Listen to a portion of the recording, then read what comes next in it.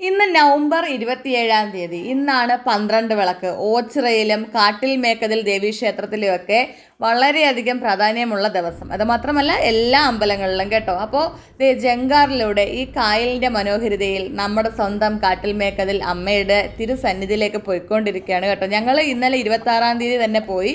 ഇന്ന് 12 വിളക്കിന് അമ്മയുടെ ഉത്സവം കൂടെയാണ്. ജങ്കാറിൽ നിന്നൊക്കെ ദാണ്ടെ ഇറങ്ങുകയാണ്.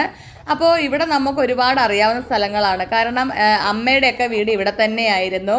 അപ്പോൾ അന്ന് സുനാമിയിലാണ് അമ്മയുടെ വീടൊക്കെ നഷ്ടമായത്. ഞങ്ങൾക്കൊരു അമ്പലമുണ്ടായിരുന്നു, അതെല്ലാം സുനാമിയിൽ പോയി. പക്ഷേ നമ്മുടെ ശക്തിയുള്ള അമ്മ അന്നും ഒരു പോറൽ പോലും ഇല്ലാതെ അമ്പലവും അമ്മയും എല്ലാം ഇന്നും ഇവിടെയുണ്ട്.